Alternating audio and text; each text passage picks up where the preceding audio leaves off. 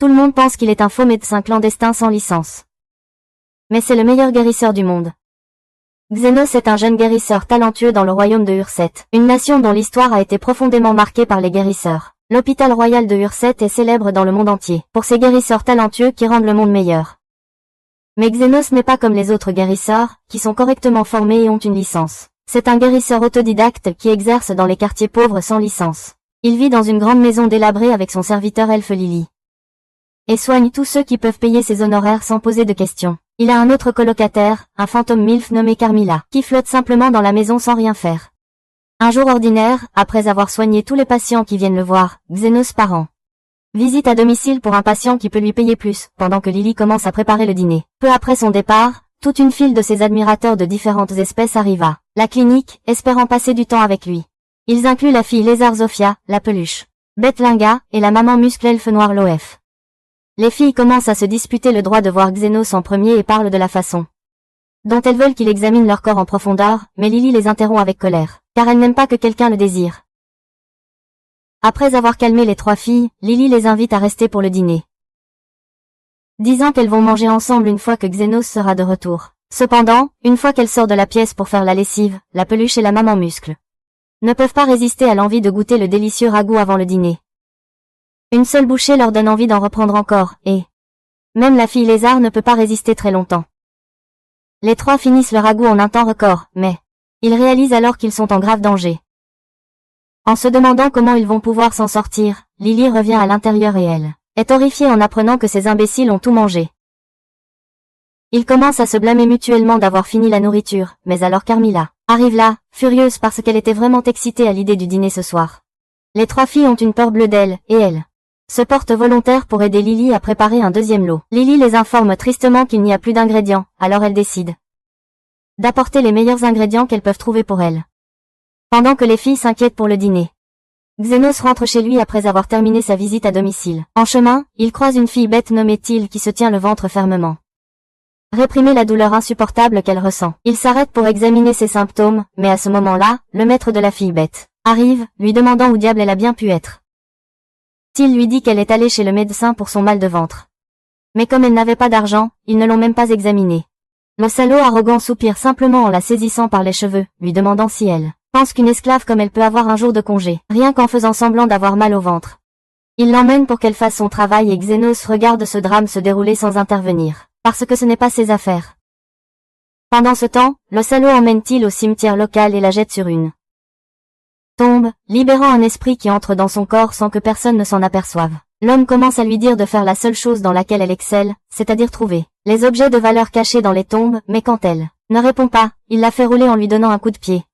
Elle continue de se tenir le ventre fermement, et alors que son maître imbécile lui dit de se calmer pour travailler, le fantôme commence à prendre le contrôle d'elle. Le crétin ne s'en rend pas compte et commence à faire marche arrière, en lui disant que elle ne recevra pas de dîner si elle revient les mains vides. Cependant, elle est maintenant complètement possédée par le fantôme et l'attaque soudainement, lui ouvrant le ventre avec ses griffes. Le crétin réalise qu'il est foutu parce que Till ne lui obéit plus. Et il s'enfuit aussi vite qu'il peut avec sa blessure saignante. Il croise Xenos en chemin et le supplie de le sauver de sa esclave en furie. Mais Xenos répond qu'il n'a pas de temps pour des imbéciles arrogants comme lui. Juste à ce moment-là, Till arrive et Xenos peut voir l'énergie sombre qui l'entoure. Il lui demande d'où viennent ces deux-là. Et il répond qu'il faisait de l'agriculture. Xenos n'y croit pas, mais l'imbécile s'en moque. Il lui demande de descendre sa esclave sauvage et promet une récompense en échange. Soudain, Till se jette à nouveau sur le bâtard, et Xenos le sauve rapidement avant de le repousser. La fille bête le désigne comme sa prochaine cible, et lui lance des pierres de toutes ses forces. Xenos esquive facilement toutes les pierres qui auraient pu lui faire des trous dans le corps. Et l'idiot pense qu'il peut battre Till. Cependant, Xenos répond qu'il est guérisseur et tué des gens est généralement mal vu dans son métier. À ce moment-là, Till lance un énorme rocher vers eux. Et Xenos le brise d'un coup de poing couvert de magie. Till se précipite vers lui à toute vitesse, et il esquive quelques attaques avant de la laisser frapper sa barrière magique qui la projette contre un bâtiment. Elle parvient d'une manière ou d'une autre à sortir des décombres malgré de graves blessures, mais à cause de cela, le fantôme commence à perdre son emprise sur elle. Xenos est enfin sûr de ce qui la dérange. Mais alors qu'il essaie de l'aider, Till lui mord le bras. Xenos ne s'en soucie pas et utilise immédiatement sa magie de guérison sur elle. soignant ses blessures et expulsant le fantôme qui la possédait. Il purifie aussi le fantôme avec ses pouvoirs, puis déclare qu'il a assez travaillé pour aujourd'hui. Le riche salaud voit tout ça, et maintenant il croit enfin que Xenos est un guérisseur compétent. Il lui demande de le sauver, mais Xenos répond qu'il a déjà atteint son quota pour aujourd'hui. L'homme se plaint de mourir et lui demande de le guérir immédiatement. Et Xenos lui dit que cela lui coûtera plus cher. L'homme jette son sac à main devant lui pour couvrir les frais. Mais Xenos lui dit que ce n'est pas suffisant. L'homme s'énerve et menace de se plaindre au conseil médical pour facturation excessive, mais Xenos lui dit d'y aller, car il n'a pas de licence et que le conseil médical peut aller se faire voir. Il a alors soudain une idée et dit qu'il prendra la fille bestiole comme reste de son paiement. Le salaud riche accepte immédiatement l'offre. Et Xenos ne perd pas de temps pour s'occuper de lui. Après cela, il reste avec la bête fille inconsciente. Jusqu'à ce qu'elle se réveille, et sa douleur au ventre se réveille à nouveau. Elle demande à Xenos qui il est, et il lui montre le document disant qu'il est son nouveau maître. Il se met alors immédiatement au travail et lui dit de se déshabiller parce qu'il doit vérifier quelque chose.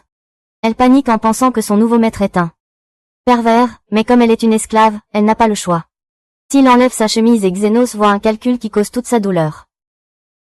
Il commence à dire des trucs médicaux comme s'il était le Dr House et utilise ensuite sa magie pour extraire le calcul de son corps.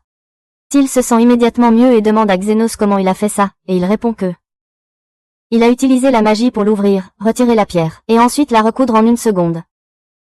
Till n'arrive pas à croire que c'est même possible, mais Xenos aime rester humble. Il dit que n'importe quel guérisseur aurait pu faire ça. Till ne peut que le remercier de l'avoir guéri, mais Xenos dit qu'il ne veut pas de ses remerciements. Au lieu de cela, il veut qu'elle rembourse le montant qu'elle lui a coûté. Till est prêt à tout faire pour lui, à commencer par un Glouc Glouc 3000. Mais Xenos n'est pas un bêta simp, et il lui dit de trouver une herbe spéciale pour lui. Till est déçu, mais elle trouve quand même l'herbe spéciale pour lui, et Xenos lui dit qu'elle a maintenant entièrement remboursé son prix. Elle ne comprend pas s'il plaisante ou dit la vérité, alors Xenos lui dit que il n'aurait pas trouvé ces herbes sans elle. Donc elle lui a vraiment rendu l'appareil pour l'avoir acheté, et maintenant elle est libre d'aller où elle veut. Till n'arrive pas à y croire, mais Xenos déchire le contrat d'esclave, en lui disant qu'elle possède désormais sa vie. Elle devient émue et le remercie de l'avoir aidé, et Xenos lui demande de venir dans sa clinique si jamais elle a besoin d'un guérisseur, mais lui rappelle aussi que ses tarifs sont un peu élevés. Sur ce, il rentre chez lui juste à temps pour ses trois des simps qui reviennent avec les ingrédients pour leur dîner. Xenos se souvient du moment où il était membre du vénéré Phénix d'Or, qui est devenu l'une des équipes d'aventuriers les plus fortes du royaume entier. Un jour, le chef de l'équipe, nommé Aston, dit à Xenos qu'ils ne veulent plus un simple roturier vivant dans un taudis dans leur équipe, et lui donne une pièce d'or en indemnité de départ. Aston affirme que Xenos ne sert à rien, de toute façon, et qu'ils sont bien mieux sans lui. Xenos est confus, car il est un guérisseur très puissant qui aide le groupe depuis sa formation, mais Aston rit de cela en affirmant qu'il est un idiot autodidacte pauvre qui n'a jamais obtenu de licence de guérisseur officielle, ce qui le rend complètement inutile. Xenos le regarde, et affirme qu'il pensait qu'ils étaient amis. Mais Aston rit à ses dépens avec ses amis, se moquant de Xenos, en affirmant qu'il n'était qu'un bouclier humain pour eux et rien de plus. Aston lui dit qu'à présent qu'ils sont la meilleure équipe du royaume. Ils sont essentiellement des célébrités, et ce n'est pas une bonne image d'avoir un habitant des quartiers pauvres, dans une fête remplie de nobles aristocrates. Aston affirme que la pièce d'or devrait largement suffire pour qu'il aille où il veut. Et qu'il ne doit jamais ouvrir la bouche à propos de sa présence à leur fête. Xenos comprend que c'est en gros de l'argent pour le faire taire, alors il se lève et quitte la pièce, en réfléchissant à ce qu'il va faire de sa vie maintenant. En marchant sans but, il entend soudain le bruit de quelqu'un qui lutte et s'approche pour enquêter. Il s'avère qu'il s'agit d'un homme et d'une femme essayant de maîtriser une esclave elfette afin qu'il puisse la vendre à un noble lait, mais la jeune esclave tente de se défendre et de s'enfuir, forçant l'homme à lui tirer une flèche dans la jambe. Il s'approche et la saisit par le col, mais l'elfette est fougueuse et mord les mains de son agresseur, le rendant encore plus furieux. L'homme alors sort son poignard et la poignarde à l'estomac, ce qui agace la femme, qui l'appelle imbécile pour avoir ruiné leurs marchandises. Xenos les regarde se disputer sur le corps de l'esclave elfette dans une mare de sang. Et il décide d'intervenir rapidement. Il leur propose la pièce d'or en échange de la fille esclave, et la femme accepte immédiatement. Car la fille est déjà considérée comme morte. Le duo disparaît aussitôt dans l'obscurité, pendant que Xenos commence rapidement à examiner sa blessure. La fille esclave pense qu'elle est déjà morte, mais Xenos est un guérisseur exceptionnel et la soigne facilement jusqu'à la pleine santé. La fille esclave est complètement surprise car elle ne rien sentir du tout et remercie Xenos pour son aide. Elle se présente sous le nom de Lily et s'inquiète immédiatement de la pièce d'or que Xenos a payée pour elle. Xenos s'en rend compte et lui dit de ne pas s'en faire. Du tout, ce n'était pas important. En réalité, il n'était pas très enthousiaste à l'idée de garder l'argent de pitié d'un idiot comme Estan de toute façon. Lily demande si Xenos est un guérisseur de renommée mondiale, mais il répond qu'il n'est personne et qu'il n'a même pas de licence de guérisseur. Il lui demande alors où elle vit, mais elle répond qu'elle a faim et qu'elle est sans abri. Xenos décide de l'accueillir et l'emmène dans une petite taverne, où il lui procure des vêtements décents et un repas chaud. Lily mange avec avidité, demandant si Xenos ne va rien manger, à quoi il répond qu'il n'a pas faim, alors qu'en réalité, il n'a plus d'argent pour acheter de la nourriture. Juste au moment où il pensait à comment chercher un emploi, un homme lézard entre dans la taverne, demandant de l'eau. Il s'assoit sur une chaise, le sang coulant de son bras, d'une blessure qui semble être une balle. Xenos s'approche de lui et examine sa blessure, affirmant que il n'y a pas de quoi s'inquiéter, car ce n'est qu'une égratignure. L'homme lézard pense que Xenos est idiot, mais sans un mot de plus. Xenos lève les bras et récite un sort de guérison qui guérit immédiatement la blessure de l'homme lézard. Le garçon lézard est choqué mais heureux en même temps et donne immédiatement de l'argent à Xenos avant de quitter la taverne. Xenos est un peu confus, car c'est la première fois qu'on le paye pour avoir soigné quelqu'un. Lily affirme que cela lui semble tout à fait normal, car les guérisseurs facturent des honoraires pour soigner quelqu'un. Xenos décide qu'il va vivre selon ce principe désormais et ouvrir sa propre clinique. Un problème avec ça, c'est que comme il vient des bidonvilles, obtenir une licence pour une opération légale serait presque impossible, donc il devrait probablement être un guérisseur clandestin qui travaille illégalement. Lily semble assez heureuse de cette décision et promet de l'aider toute sa vie. Xenos ne veut vraiment pas entraîner une si jeune fille dans une opération illégale. Mais comme il ne peut pas laisser Lily comme ça, il décide de la laisser être avec lui pour l'instant. Il l'emmène dans une partie abandonnée de la ville où la plupart des maisons sont détruites et où il n'y a âme qui vive. Lily demande pourquoi ils sont dans un si mauvais endroit et Xenos répond qu'ils doivent rester un peu éloignés du centre-ville car ils doivent rester discrets. Il affirme qu'il cherche une maison intacte pour en faire sa demeure et enfin il en repère une qui n'est pas trop mal. Il commence à inspecter toute la maison, même si elle semble en très mauvais état. Xenos se contente d'être heureux d'avoir un toit au-dessus de sa tête, car pendant la plupart de sa vie, il a dû dormir à la belle étoile alors qu'il était à sa vieille fête. Lily utilise sa magie de lumière pour éclairer la zone et Xenos commence à vérifier tout autour lorsqu'il tombe soudainement sur un spectre qui n'est autre que Carmilla elle-même. Lily se cache derrière Xenos, pensant que c'est la fin, car les spectres sont les monstres morts vivants les plus puissants, réputés avoir le toucher de la mort. Carmilla sourit en voyant une proie fraîche entrer dans son palais et décide de les attaquer. Mais Xenos lance calmement sa magie de soin, ce qui fait disparaître ses bras.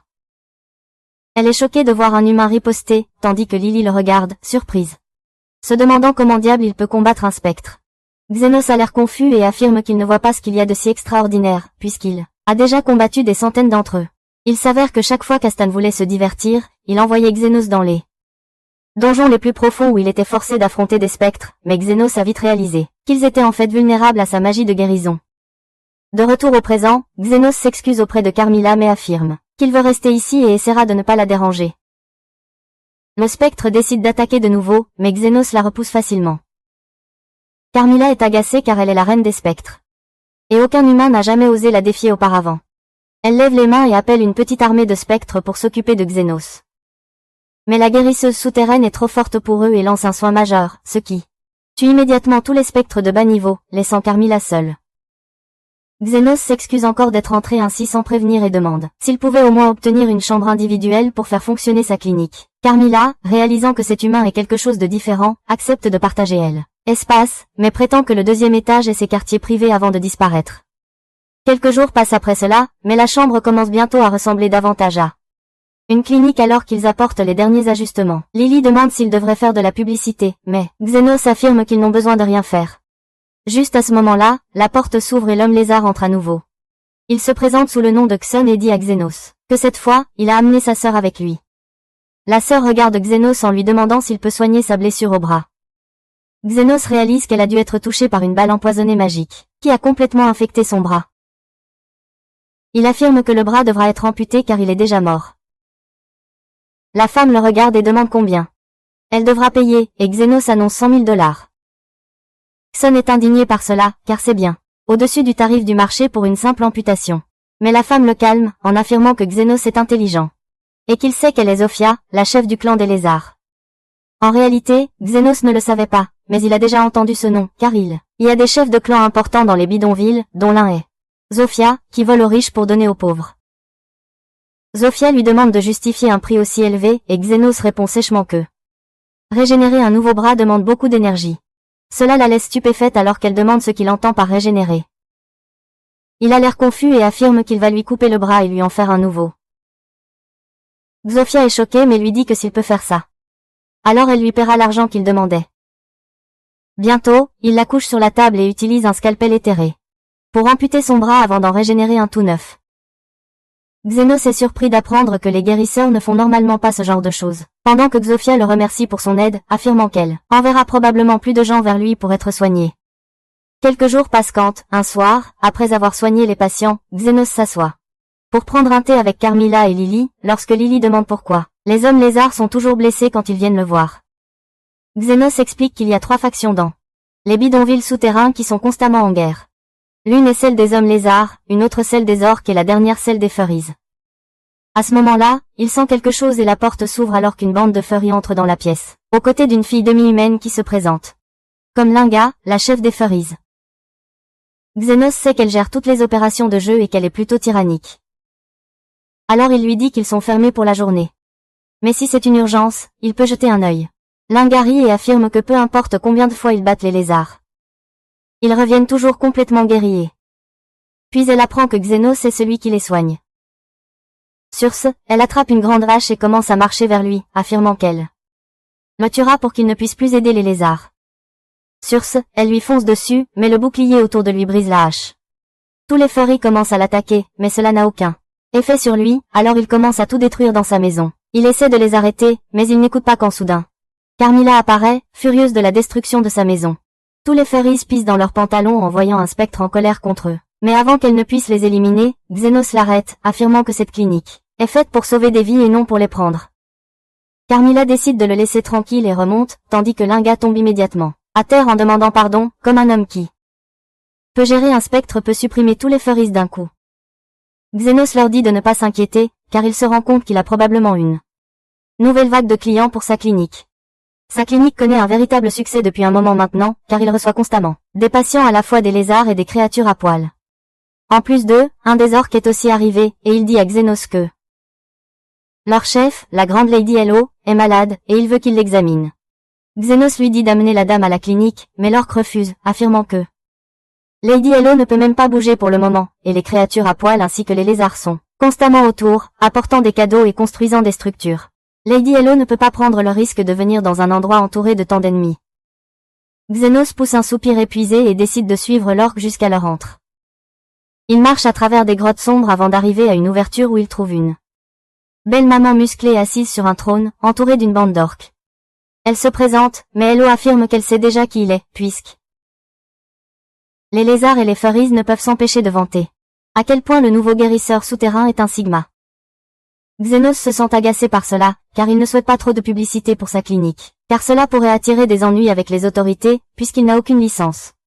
Il lui demande quel est son problème, et elle a la place. Le défi de trouver le problème lui-même. Xenos s'approche calmement d'elle et examine tout son corps à la recherche de blessures externes. Mais n'en trouve aucune. Après cela, il décide de vérifier s'il y a des blessures internes et réalise bientôt qu'il y a une masse dans son ventre, qui n'est pas un bébé, mais un monostone.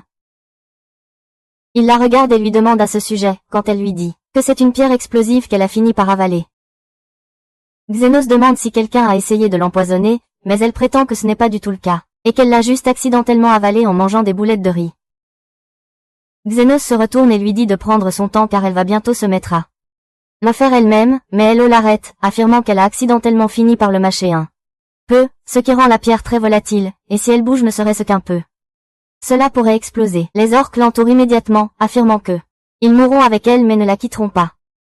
Xenos ne se soucie pas vraiment de ce mélodrame et veut partir, mais Hello prétend qu'elle a une énorme quantité de trésors cachés dans l'un des coffres et elle veut qu'il le prenne.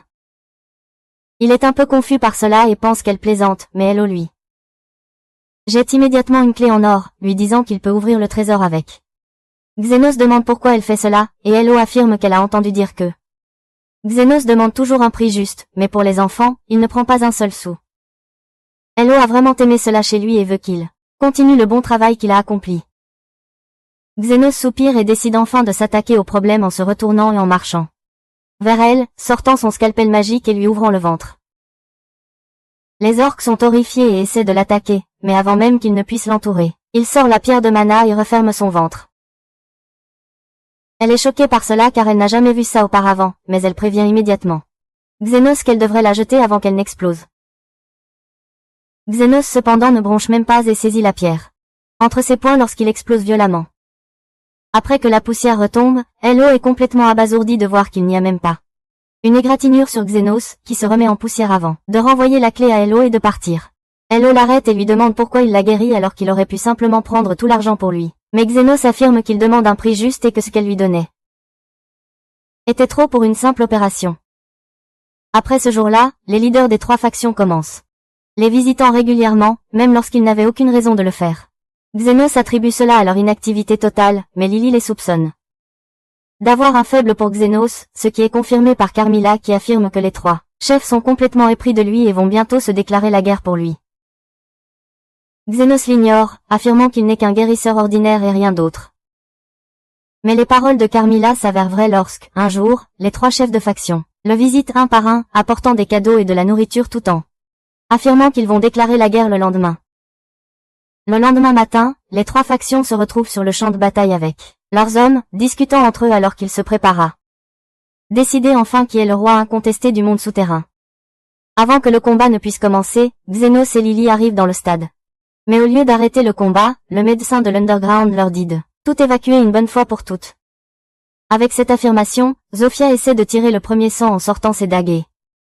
En attaquant Linda, mais la furie est rapide et parvient à esquiver l'attaque. L'orque décide de participer à l'action et saute sur Zofia, mais elle esquive l'attaque et recule. C'est le début du chaos total, alors que toutes les factions commencent à se couper et à se battre dans un combat mortel, tandis que les leaders de chaque faction échangent des coups mortels, avec l'intention de tuer. Lily semble très troublée par tout cela, mais bientôt les choses prennent une tournure étrange alors qu'ils continuent de se battre toute la journée, mais pour une raison inconnue personne ne meurt ni ne se rend, et toutes leurs blessures continuent de guérir magiquement. Finalement, les leaders réalisent que Xénos les guérit tous en même temps, et lui répond qu'il se fiche de combien de temps ils continueront à se battre, mais ils sont sa patience. Alors il continuera à les guérir. À ce moment-là, les leaders commencent à rire en réalisant à quel point il est vraiment stupide. Ils décident de former une trêve et de régner ensemble sur le royaume souterrain en paix. Lily semble vraiment heureuse de cela, tandis que Xénos affirme qu'il va leur faire payer beaucoup d'argent, car guérir autant de personnes en même temps est un travail très difficile. Quelques jours passent lorsque Zofia et son frère visitent encore la clinique de Xénos pour être guéris. Linda et Hello sont aussi là, simplement en train de se détendre, pendant que Xénos demande à Zofia comment elle s'est blessée cette fois. Zofia affirme qu'elle est une voleuse qui choisit des nobles très riches et leur vole, avant de redistribuer la richesse aux pauvres du quartier pauvre. Et hier, en faisant cela, elle a fini par se battre avec les gardes royaux et s'est blessée. Son frère affirme que son cas était différent, car une femme folle nommée l'affaire Rose l'a prise en flagrant délit et a commencé à lui tirer dessus comme une vraie américaine. Carmilla sourit et dit à Xénos qu'elle a l'impression que cette Rose de fer pourrait lui rendre visite bientôt, puisqu'il a réussi à unir les 3 factions en guerre pour la première fois depuis des années et que les nobles pourraient voir cela comme une menace. Xénos affirme qu'il ne veut pas s'occuper de tout ça et s'assoit pour manger le festin que Lily a préparé pour eux tous. Les paroles de Carmilla s'avèrent vraies car la femme connue sous le nom de Rose de Fer est déjà entrée dans les bidonvilles et est choquée de voir la paix alors que les fourrures jouent aux cartes avec les lézards pendant que les orques et les furies plaisantent et rient. Elle repère l'un d'eux, assis tranquillement en train de boire une bière, alors elle s'approche de lui, prétendant que cela fait un moment qu'elle n'a pas visité les bidonvilles et que les choses semblent avoir beaucoup changé. L'homme lézard la regarde et affirme qu'à présent qu'ils se connaissent tous, ils ont réalisé qu'ils sont tous pareils, donc il n'y a pas de raison de se battre. La femme lui demande qui était le médiateur qui a arrêté la guerre, mais l'homme lézard affirme que le médiateur aime rester discret, donc il ne dirait pas son nom. À ce moment-là, la femme folle attrape son col et lui enfonce son arme dans le ventre, menaçant de lui tirer dessus, mais il refuse toujours de dénoncer Zeno et parvient à crier à l'aide. Heureusement, Zofia et son frère passaient par là, ce qui force la femme à fuir, mais elle remarque que les blessures à la main de Zofia semblent déjà guéries. Elle traverse la ville et finit par tomber sur la clinique de Zeno tard dans la nuit. Elle entre dans la pièce en lui demandant son chemin pour atteindre la ville, mais au moment où il essaie de l'aider, elle sort immédiatement son arme et tire une fumée. Une grenade lui fonce droit dessus pendant que Lily regarde horrifiée, se demandant ce qui va se passer maintenant. La femme dit qu'elle enquêtait depuis un certain temps sur un kidnappeur ciblant des elfes, et qu'elle l'a enfin trouvé aujourd'hui. Lily essaie de lui dire que Zeno n'est pas un kidnappeur, mais la connasse refuse de l'écouter, affirmant qu'adopter des enfants d'autres espèces est illégal sans passer par les démarches appropriées. Lily devient frénétique et lui dit que Zeno l'a sauvée. Et la femme se rend compte qu'elle a tiré des conclusions hâtives. Elle assure à Lily qu'elle vient juste de lui tirer une balle de gaz soporifique et qu'il ne va pas mourir, mais elle est stupéfaite lorsque Zeno sort du nuage de gaz, parfaitement indemne. La femme s'excuse auprès de lui de lui avoir tiré dessus, sans prévenir, mais demande ensuite comment il peut aller bien.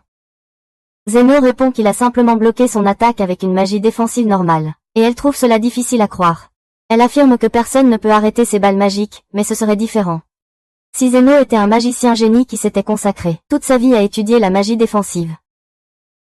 Zeno lui dit qu'il n'est pas du tout comme ça, mais la femme refuse de le croire, en disant qu'il peut vouloir rester discret, mais qu'il ne peut pas trahir Krishna, le vice-commandant des chevaliers royaux. Zeno et Lily sont tous deux préoccupés d'apprendre la véritable identité de la femme, et elle leur demande de coopérer avec elle dans sa mission d'enquête. Zeno envoie immédiatement un signal aux trois chefs pour qu'ils s'éloignent de sa maison, espérant qu'ils soient assez intelligents pour le suivre.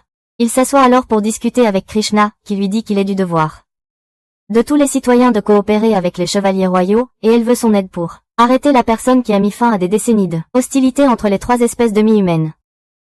Zeno panique en réalisant que la folle est ici pour l'arrêter.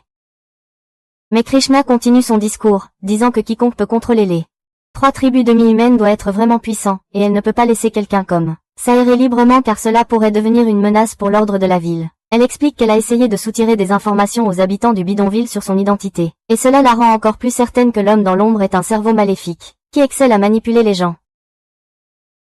Zeno essaie nerveusement de la convaincre que la personne qu'elle cherche pourrait simplement vouloir rester discrète, mais Krish refuse de le croire, et dit qu'une personne capable d'unir les trois tribus peut rapidement devenir une menace pour tout le pays. Zeno suggère alors que, puisqu'il est déjà tard dans la nuit, elle devrait rentrer chez elle. Il lui propose de lui montrer le chemin vers la ville, mais alors qu'elle se prépare à partir, Krish aperçoit un lit vide dans un coin. Zeno lui dit qu'il était sur le point de jeter ce lit parce qu'il n'est plus utilisé. Et elle lui répond immédiatement qu'elle va l'utiliser à partir de maintenant. Zeno est confus, alors Krish lui explique qu'elle a besoin d'une base d'opération près des bidonvilles pour pouvoir trouver sa cible, et que c'est pourquoi elle va rester ici pour l'instant. Elle dit à Zeno qu'il n'a pas besoin de s'inquiéter, car elle paiera. Rent et Carmilla descendent pour le taquiner à propos d'une autre femme dangereuse qui a fait irruption dans sa vie. Krish utilise son autorité pour forcer Zeno à la laisser rester chez lui, mais cela rend Lily assez jalouse.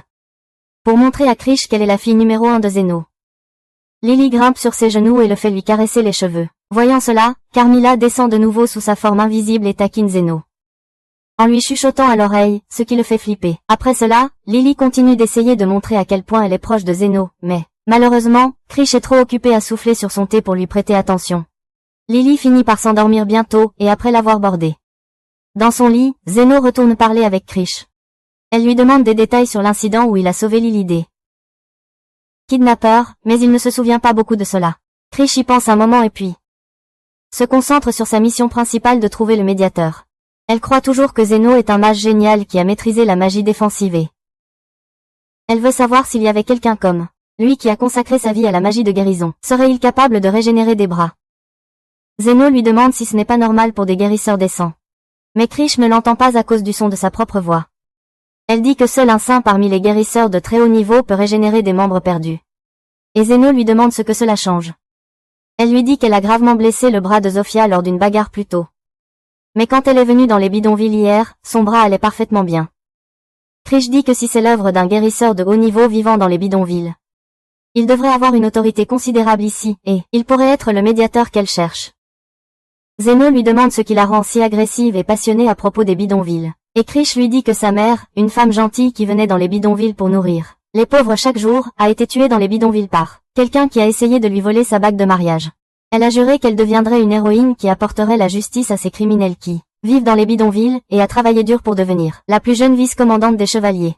Le lendemain, Krish part enquêter à nouveau dans les bidonvilles, disant à Zeno qu'elle sera de retour avant la nuit, et en attendant, Zofia lui rend visite. Alors qu'il la soigne, Zeno ne cesse de penser à l'histoire de Krish, mais Carmilla lui dit que ce n'est rien d'inhabituel, et qu'il ne devrait pas être si préoccupé par ça. Juste au moment où Zeno finit de soigner Zofia, Krish rentre chez elle et les deux femmes se retrouvent immédiatement face à face. Lily essaie d'intervenir, disant que Zofia s'est aussi perdue et a fini ici. Mais Krish refuse de le croire. Elle demande à Zofia qui est le médiateur qui l'a soigné, affirmant qu'il est un homme maléfique qui unit les habitants des bidonvilles pour mener une rébellion. Zofia se moque d'elle, disant que des gens malveillants se trouvent dans chaque section de la société, mais Krish est une classiste qui ne trouve des défauts qu'aux habitants des bidonvilles. Elle lui dit que la personne derrière le réseau de kidnapping qu'elle enquête est un noble de haut rang, mais les chevaliers royaux n'ont même pas essayé de l'enquêter malgré que tout soit si évident. Krish refuse de la croire, mais Zofia lui dit que son sens de la justice est faux et affirme que le médiateur est une personne bien meilleure que lui, qui ne se soucie pas de la hiérarchie, ni de la politique, et qui sauve simplement les personnes qui ont besoin de son aide. Krish devient furieux et décide de lui tirer dessus, mais Zenos se place entre eux, disant au chevalier qu'il ne lui permettra pas de tirer sur son patient. Krish lui demande de quoi diable il parle.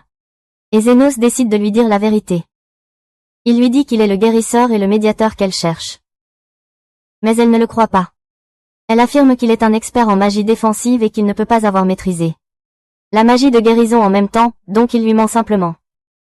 Cependant, maintenant elle est sûre qu'il est lui aussi du côté des demi-humains et du médiateur, alors elle décide de couper tout lien avec lui. Elle lui dit qu'elle va trouver un autre endroit où rester et travailler dans les bidonvilles. Car elle ne peut pas laisser son image de chevalier parfait être ternie en restant avec lui. Elle quitte la clinique avec cela et va dans la direction opposée des bidonvilles. Zenos pense qu'elle s'est perdue dans une rue à sens unique, mais en réalité, Krish va directement chez le noble nommé Calender que Zofia a accusé d'être le chef du réseau d'enlèvement.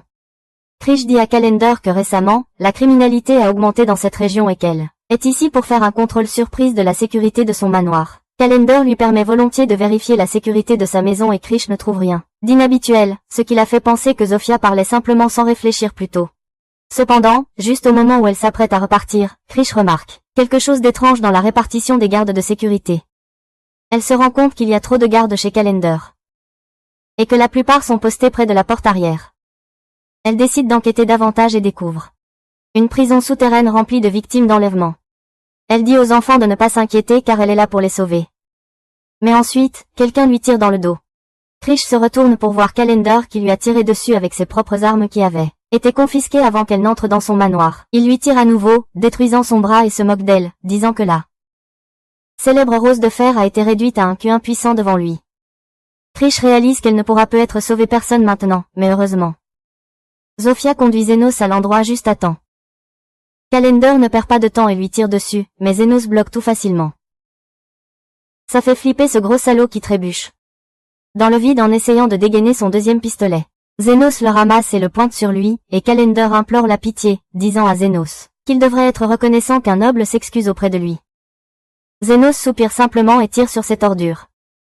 Irréparable, sans le tuer mais en le mettant KO pour longtemps. Il se tourne ensuite vers Krish, qui a accepté que la mort vient la chercher. Elle demande à Zenos de raconter aux chevaliers royaux ce qui s'est passé ici, mais il lui demande de se taire car il doit se concentrer pour lui faire repousser son bras. Une fois qu'elle est complètement guérie, Krish comprend enfin que Zenos est un guérisseur et le médiateur qu'elle cherchait. Elle commence à le considérer comme un véritable héros et dit qu'elle ne pourrait jamais faire quoi que ce soit à sa hauteur. Cependant, Zenos lui dit qu'elle est la héroïne pour les enfants ici. Parce qu'elle a été la première à agir pour les sauver. Krish est émue aux larmes en entendant cela et bientôt. Elle appelle les soldats pour l'aider à sauver les enfants. Zenos dit à Zofia qu'ils devraient repartir avant que quelqu'un ne les approche. Mais Krish court immédiatement après eux, demandant à Zenos pourquoi il l'a sauvée. Il lui répond froidement qu'elle n'a pas payé le loyer pour avoir passé une nuit chez lui. Et qu'il va lui envoyer la facture pour cela ainsi que les frais de guérison d'aujourd'hui. Quelques jours plus tard, Zenos fait des courses avec Lily, mais en passant à travers quelques rues familières, les souvenirs de son enfance lui reviennent. Il était autrefois un orphelin solitaire dans les quartiers pauvres, jusqu'au jour où un aventurier nommé Astan est venu là cherchant à l'embaucher. Il ne se souciait même pas de ce que Zenos pouvait faire, car il voulait simplement quelqu'un pour lui rendre des services et agir comme son esclave. Zénos a dit à Astan qu'il connaissait la magie de guérison, mais il a juste ri parce que il était impossible qu'un pauvre orphelin des quartiers pauvres puisse se permettre ce type d'éducation. Néanmoins, il accepta Zénos dans sa troupe, et ils ont commencé à faire des choses aventureuses ensemble. Quand Astan combattait des monstres, Zénos restait derrière lui pour soigner ses blessures, si rapidement que Astan avait l'impression d'être invulnérable. Il pensait que c'était tout grâce à ses propres compétences et Zénos n'était là que pour le soutenir inutilement, alors il l'a renvoyé. Dans le présent, Astan mène sa troupe, le Phénix d'Or, dans une tanière de monstres, car un noble puissant leur a commandé d'obtenir de la fourrure de monstres. Tout le monde est assez détendu, et quelques gars sont même encore un peu nauséeux parce qu'ils sont en train de traiter comme des célébrités peu importe où ils vont. Ils trouvent les renards de flamme dès qu'ils entrent dans la grotte et Astan ordonne à un gars de lancer un sort de défense sur lui avant qu'il ne charge imprudemment vers les monstres. Le monstre mord sa main, lui laissant de graves brûlures. Et Astan panique parce qu'il n'est pas habitué à la douleur. Pendant ce temps, d'autres membres de son groupe sont attaqués par les renards et Astan a l'impression d'être entouré d'imbéciles incompétents. Il se tourne vers le gars en charge de la magie défensive, il ne peut pas concentrer correctement son mana à cause de sa gueule de bois. Astan ordonne à tout le monde de battre en retraite et une fois sorti de la grotte, il commence à se rejeter la faute pour l'échec. Le gars de la défense suggère que peut-être Xenos utilisait de la magie de guérison sur eux tout ce temps. Astan refuse d'y croire car il ne l'a jamais remarqué, mais il décide d'engager un autre guérisseur qui possède les qualifications adéquates. Quelques semaines plus tard, Astan et son groupe retournaient à la grotte avec une guérisseuse nommée Yuma. Malheureusement, les monstres sont prêts pour lui cette fois. Et il lance immédiatement une attaque surprise contre son groupe. Astan bloque les attaques des monstres, mais le magicien de son groupe est touché par une boule de feu qui traverse la magie défensive et le blesse. Yuma commence immédiatement à le soigner, mais elle réalise qu'il doit être admis à l'hôpital. Pendant ce temps, Astan a du mal à toucher les monstres et se sent épuisé rapidement et cela n'a aucun sens pour lui. Yuma lui dit qu'ils doivent se retirer parce que le sorcier va mourir s'ils perdent encore du temps, et Astan donne l'ordre à contre-cœur. Une fois dehors de la grotte, il s'en prend au gars de la défense pour ne pas faire correctement son travail, mais Yuma lui dit que ce n'est pas de sa faute. Astan concentre son attention sur elle et lui dit de guérir immédiatement le sorcier pour qu'il puisse se battre à nouveau, mais Yuma lui demande s'il est retardé. Elle dit que seul le saint et quelques guérisseurs de haut niveau peuvent guérir de telles blessures instantanément, ce qui amène Astan à se demander si Zénos était en réalité en train de les guérir de dégâts aussi graves tout le temps. Bientôt, il retourne en ville, où le majordome du noble vient lui dire qu'il a échoué dans sa mission, et qu'il ne doit plus jamais montrer son visage en ville. Astan panique et supplie qu'on lui donne une autre chance, en blâmant Zénos pour l'échec. Le majordome lui donne la chance qu'il demande, et Astan décide de réembaucher Zénos pour qu'il puisse à nouveau utiliser ses talents et atteindre la célébrité. Bientôt, Astan et le gars de la défense se rendent dans les quartiers pauvres pour trouver Zénos, et ils décident de demander l'aide des 3 tribus de demi-humains pour cela. Ils se rendent d'abord auprès de la tribu des lézards, et Astan dit à Zofia qu'il cherche un guérisseur nommé Zénos qui est venu dans les quartiers pauvres il y a 2 mois. Zofia commence à rire de façon incontrôlable en entendant cela, et remarque qu'Astan a effectivement l'air assez idiot pour licencier quelqu'un d'aussi compétent que Zénos. La rousse s'offense et tente de dégainer son épée, mais elle reculant, réalisant qu'elle est entourée de guerriers lézards. Zofia lui dit de rentrer chez lui car ni elle ni Zénos a le temps de s'occuper d'idiots comme lui. Astan en devient furieux, mais un regard froid de Zofia lui fait réaliser la différence de puissance entre eux, et il recule immédiatement. Il se rend alors auprès de la tribu des hommes bestiaux, et Linga aussi se moque de lui pour être l'idiot qui a tiré sur Zénos. Elle lui dit qu'elle ne veut pas faire affaire avec quelqu'un comme lui. Et avant qu'Astan ne puisse même essayer d'intimider, elle lui fait peur en montrant sa vitesse. Ensuite, il se rend au repère des orques et reçoit une réponse similaire de l'OF. Mais cette fois, il est assez intelligent pour sortir sans faire le dur. Une fois dehors, Astan fait une scène parce qu'il ne croit pas que Zénos puisse avoir ce genre d'influence dans les bidonvilles. Soudain, Guillet remarque Zénos marchant dans la rue avec Lily, et tous les deux vont le confronter. Astan fait le dur, disant à Zénos que cela doit être de la chance s'il a survécu tout seul pendant 2 mois. Zénos répond qu'il n'a pas le temps de discuter avec lui et poursuit son chemin. Mais cela frustre Astan qui crie qu'il est venu ici pour lui permettre de rejoindre le groupe. Zénos refuse froidement, disant à Astan que personne acceptera un travail sans salaire et avec des conditions de travail horribles. Le roux se sent insulté et lui dit qu'il devrait être reconnaissant de faire partie d'un groupe aussi célèbre. Zénos soupire et dit qu'il aidera son groupe s'ils sont si désespérés. Mais cette fois, il va demander un prix juste, montant pour la guérison et le lancement de sorts de défense. Astan est surpris par cela et dit à Zénos qu'il ne devrait pas faire de telles demandes, car il n'a nulle part où aller. Juste à ce moment-là, des gens des quartiers pauvres arrivent là-bas et commencent à discuter joyeusement avec Zénos. Il se fait rapidement entourer par des gens, et Astan est confus quant à ce qui se passe.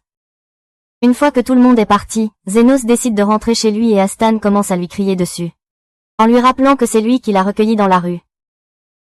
Zénos en a assez de ces conneries, alors il lui dit simplement qu'il est trop tard. Il commence à s'éloigner avec ça, et l'Astan furieux décide de l'attaquer. Cependant, avant même de pouvoir atteindre Zénos, il se fait abattre par une balle et projeté sur le côté de la route. Krish le traite d'idiot pour avoir tenté d'agresser quelqu'un devant le commandant en second de la garde royale, et Zénos est surpris de la voir ici. Il lui demande ce qu'elle fait dans cette partie du bidonville, et Krish répond qu'elle était à sa recherche et s'est perdue, mais tout s'est finalement bien terminé. Pendant qu'ils discutent, Astan devient encore plus perplexe car Zénos a une bonne relation non seulement avec les chefs des bidonvilles, mais aussi avec la garde royale. Alors qu'il se lève, Krish lui dit qu'il est en état d'arrestation pour tentative d'agression. Astan accuse immédiatement Guillet et s'enfuit, déterminé à donner une leçon à Zénos pour l'avoir ignoré plus tard. Quelques jours plus tard, tout le monde se réunit chez Zénos, et ils commencent à discuter de la façon dont Astan et son sbire les ont tous approchés. Les trois chefs disent à Zénos qu'ils ont envoyé leurs espions sur eux au cas où ils n'ont causé aucun problème mais, étonnamment, ils ont disparu sans laisser de traces. Lily est soulagée, pensant qu'ils ont abandonné la poursuite de Zénos, mais à ce moment-là, Carmilla apparaît derrière elle et dit qu'ils ont peut-être rejoint la guilde souterraine, qui s'occupe de toutes sortes de demandes illégales, moyennant le bon prix.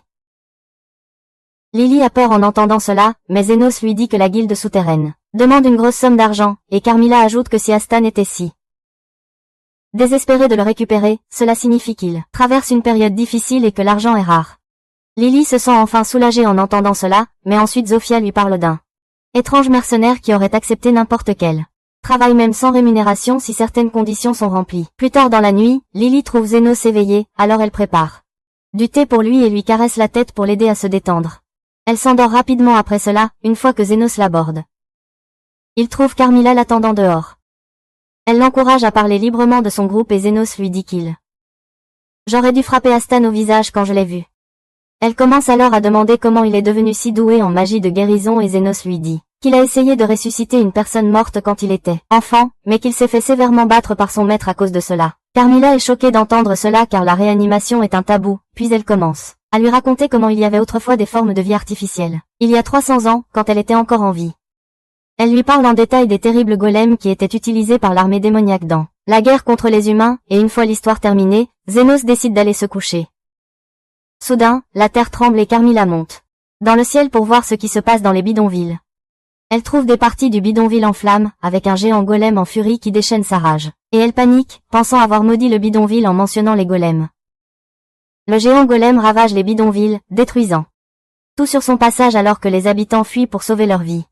Zénos vient voir le golem de près, et Carmilla l'accompagne également. Elle dit que c'est vraiment suspect qu'une arme ancienne comme celle-ci se trouve dans les rues d'un bidonville, et il se demande comment elle est arrivée là. Juste à ce moment-là, les trois chefs de gang arrivent. Et Zénos est content de voir qu'ils vont bien. Les filles lui disent qu'elles ne sont pas blessées, mais leurs subordonnés ont été gravement blessés à cause de l'attaque du monstre. Ils demandent à Zénos à propos du monstre géant car ils n'ont jamais rien vu de semblable auparavant, et il leur dit que c'est une forme de vie artificielle créée en utilisant une technologie magique que l'on croyait disparue. Loev dit qu'un de ses orques a rapporté que le golem venait des profondeurs des taudis, et Zénos se demande si la guilde souterraine est derrière tout ça. Il décide que soigner les blessés passe avant tout et dit aux trois filles de rassembler tous les blessés. Il jure que celui qui a fait ça paiera le prix pour ses actes, mais l'homme qui a envoyé le golem observe la scène de loin. L'assassin appelé Guide est celui qui est derrière l'attaque. Il a accepté la mission après qu'Estan l'ait approché pour se venger, et il n'a même pas demandé de paiement. Il s'en souciait peu parce qu'il était plus intéressé par l'intention d'Estan que par son argent. Quand Guide a appris qu'Estan voulait juste décharger sa frustration sur Zénos et tous ceux qui lui étaient proches, il a juste ri mais accepté l'accord parce que cela suffisait à satisfaire sa nature tordue. Il a ensuite montré à Estan un noyau de golem qu'il développait, et lui a dit que cela suffirait à vaincre complètement Zénos. En ce moment, Guide regarde le golem détruire les bidonvilles et pense que c'est assez destructeur, mais ce n'est pas aussi rapide qu'il le voulait.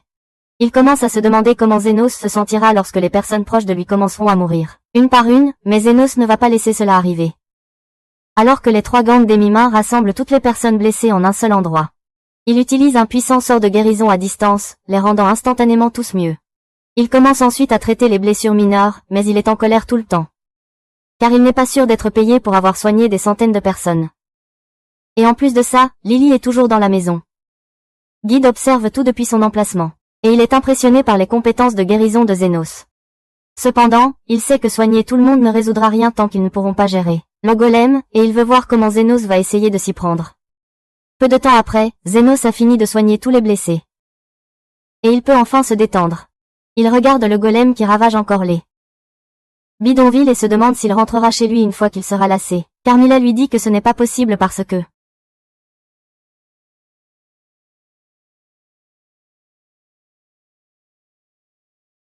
les golems en entendant cela, mais ensuite Carmilla dit que il devrait être impossible de fabriquer un golem à notre époque.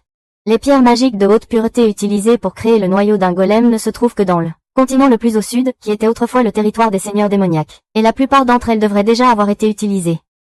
De plus, les arts de la magie noire ont été perdus avec le temps, et les matériaux nécessaires pour construire un golem sont également très rares. Alors qu'elle se demande qui pourrait posséder toutes ces ressources, Xenos lui dit qu'il n'y en a pas. Utilise ta réflexion, car ils doivent d'abord détruire le golem. Carmilla le prévient que ce sera dangereux, mais les filles se portent volontaires pour venir avec lui parce qu'elles ne peuvent pas laisser un monstre détruire leur maison ainsi.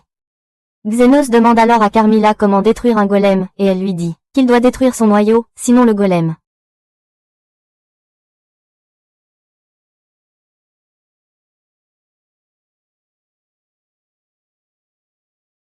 et leur dit de le frapper de toute leur force. Ils se précipitent pour combattre et Xenos augmente leur capacité avec ses buffs. Les filles constatent que leur force et leur vitesse ont considérablement augmenté, et un seul coup suffit à briser la jambe du golem et à le faire tomber au sol. Cependant, il répare instantanément les dégâts et frappe ensuite l'Inga. Heureusement, Xenos est là pour la couvrir, et il guérit ses blessures en temps réel.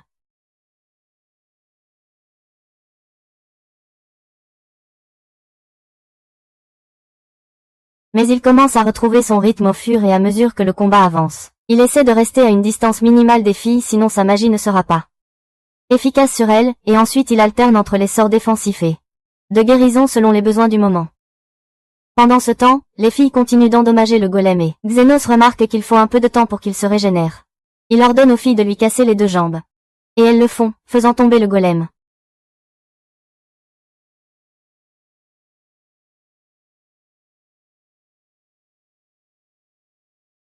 Xenos panique car il ne peut pas voir la fille assez clairement pour lui lancer un sort de défense, et il se précipite, espérant la protéger à temps. Il ne peut pas l'atteindre avant que le golem ne tombe, mais étonnamment, le golem lui-même fait un effort pour protéger la fille. Xenos est confus par cela, mais il commence à analyser le golem pendant que la fille s'enfuit. Il finit bientôt de scanner et juste à ce moment-là, Carmilla arrive. Elle dit que le golem se comporte étrangement et Xenos lui dit que le golem n'est pas complètement artificiel. Il dit que le cœur du golem se trouve dans la moitié gauche de son torse, et ce n'est pas juste une pierre magique mais Aston lui-même. Guide voit tout cela de loin et sourit. Pour lui-même en voyant Xenos découvrir son stratagème. Il n'avait que des pierres magiques imparfaites avec lesquelles travailler, et le meilleur moyen de créer des cœurs de golem. L'un d'eux était de les combiner avec un humain. Cependant, les golems créés de cette manière sont assez difficiles à contrôler, mais Guide pensait que, puisque ce n'était un idiot débordant d'émotions négatives, il ne serait pas très difficile de le contrôler. Il a fait croire aux roues que la pierre magique était nécessaire pour sa vengeance et l'a fusionné avec elle pour créer le cœur du golem. Et maintenant, il veut voir si Xenos peut tuer un vieil ami pour sauver les bidonvilles. Cependant, Xenos prévoit de régler le combat avec Aston personnellement. Il dit aux filles de tomber parce que lui seul peut gérer les choses maintenant, et elles obéissent. Carmilla s'en va aussi parce que le soleil est sur le point de se lever et Xenos se retrouve seul avec le golem et il est sûr qu'Aston est quelque part à l'intérieur. Il dit qu'il semble incroyable qu'un égoïste comme lui puisse sauver un enfant. Mais ensuite, il se souvient que la raison pour laquelle Aston était obsédé par l'argent, c'était parce que sa sœur est morte d'une maladie et qu'il n'avait pas l'argent pour la sauver. Xenos lui demande si la fille lui rappelle sa sœur et pense qu'Aston a encore un peu d'humanité en lui, mais il est trop tard pour lui. Il crée une lame avec le mana puis charge le golem, tranchant net ses 2 bras. Alors que le golem rugit, Xenos se jette à nouveau sur lui et lui tranche la poitrine de toutes ses forces, exposant Aston qui est coincé à l'intérieur. Xenos dit à Aston que c'est la fin, puis l'abat sans aucune hésitation. Guide est assez surpris de voir cela car il ne s'attendait pas à ce que Xenos soit aussi impitoyable, mais il comprend aussi qu'il pourrait vouloir se venger de tout le mauvais traitement. Il décide de partir parce qu'il est déçu, mais il voit alors quelque chose d'étrange. Xenos ne se contente pas de couper Aston, il le soigne aussi en même temps. Il détruit les parties du corps d'Aston qui sont fusionnées avec la pierre magique, puis les régénère instantanément, les transformant en un corps humain normal. C'est vraiment épuisant, mais Xenos continue. Et Guide reste stupéfait en voyant cela. Il n'arrive pas à croire que Xenos ait autant d'énergie et de précision, même après avoir soigné des centaines de personnes. Il n'arrive toujours pas à comprendre qu'une personne aussi talentueuse que lui puisse exister et commence à repenser sa stratégie. Pendant ce temps, Xenos dit à Aston qu'il vaudrait mieux pour le monde qu'il meure ici. Mais il ne peut pas laisser cela arriver parce que quelqu'un doit payer pour les dégâts au bidonville et son tarif pour avoir soigné des gens toute la nuit. Donc, il va garder Aston en vie pour obtenir de l'argent de lui et de son complice, les autres énormes services qu'il lui a rendus par le passé. Le premier a été de le sortir de la rue et le second de lui donner la pièce d'or en tant que prime de départ, ce qui l'a aidé à libérer Lily, et cette décision a changé sa vie. Xenos ajoute que la raison la plus importante et la dernière est qu'il est un guérisseur et qu'il ne peut laisser personne mourir sous sa surveillance. Sur ce, il frappe la pierre magique dans le cœur d'Aston avec toute sa force, le brisant. Bientôt, Aston est complètement libéré de la pierre magique et, à genoux, il admet que Xenos est si exceptionnel que cela lui donne envie de vomir. Il l'a vu reculer face aux filles demi-humaines plus tôt et maintenant il réalise qu'il faisait la même chose à leur groupe aussi. Il tombe à terre, suppliant Xenos de lui pardonner alors qu'il ne le mérite pas. Xenos lui dit de se relever et Aston répond qu'il ne se relèvera pas tant qu'il ne sera pas pardonné. Mais Xenos lui dit de se dépêcher parce qu'il doit lui mettre un coup de poing au visage. Aston est stupéfait, mais ensuite Xenos utilise le dernier peu de son mana pour multiplier par 10 la puissance de son coup de poing. Il commence à reculer, mais Xenos sourit d'un air sinistre, disant qu'une autre raison pour laquelle il ne l'a pas laissé mourir plus tôt est qu'il ne pouvait pas lui mettre un coup de poing au visage à ce moment-là. Sur ce, il frappe Aston aussi fort qu'il peut et le projette en arrière. Aston reprend ses esprits quelques minutes plus tard et trouve Krish à côté de lui. Il lui demande où est Xenos et elle répond qu'elle l'a rencontré en chemin et qu'il lui a raconté tous les détails. Elle dit que c'est un miracle que personne n'ait été blessé dans cet incident, et Aston est. Il devra devoir Xenos pour le reste de sa vie. Elle procède alors à son arrestation pour une longue liste de crimes et ajoute l'indécence publique à cela. Aston réalise seulement alors qu'il est assis en tenue d'Adam. Krish lui transmet un message de Xenos, qui a pris son épée pour pouvoir la vendre, afin de couvrir ses pertes, et Aston se rend compte que, maintenant il n'a vraiment plus rien, même plus ses vêtements. Cependant, Xenos lui a laissé un dernier cadeau, et c'est une pièce d'or. Tout comme son indemnité de départ, Krish dit que Xenos ne veut plus jamais le revoir. Et Aston commence à pleurer comme un enfant en entendant cela. Pendant ce temps, Xenos traîne les pieds en rentrant chez lui, mais il croise les filles demi-humaines sur le chemin, et elles le soutiennent même quand il leur dit qu'il va bien. Bientôt, ils arrivent chez lui et Lily lui prépare immédiatement une tasse de thé pour l'accueillir, car elle était sûre qu'il rentrerait chez lui sain et sauf. Si vous avez aimé cette vidéo, veuillez considérer abonnez-vous et regardez la vidéo qui s'affiche ensuite à l'écran.